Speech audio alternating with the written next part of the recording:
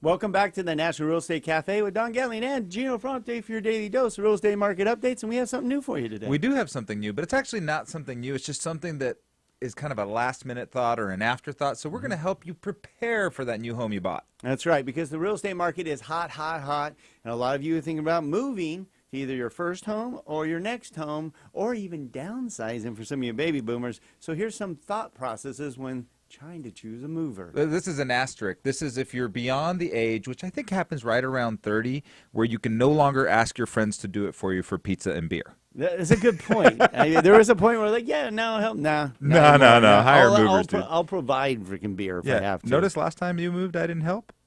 I didn't ask anybody to. I know better now because I know I don't want to do it. Right. All right. So what are some of the questions that you should be asking when hiring a mover?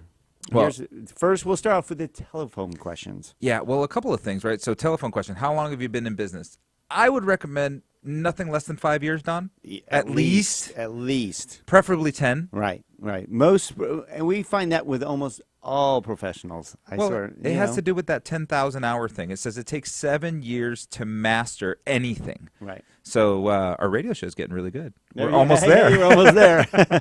And if you want to find out more about that, donandgino.com. All right. So what is their average years of experience for the drivers and packers? Are they all newbies that they're hiring? That could pose a problem too. Yeah. Or do you offer storage? Now, you may not think you have storage, but what if somebody's escrow gets delayed? It happens. So what if you need temporary storage, what will that cost? And that's huge, Gene. I'm glad you brought that up because seriously, stuff happens. And a lot of times we have buyers go, oh, I was moving and I have no recourse. I'm stuck.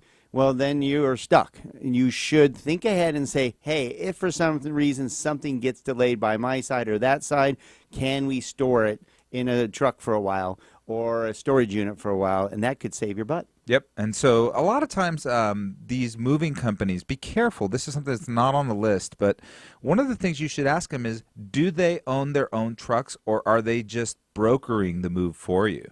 Oh, that's a good one. And are they licensed for interstate moves?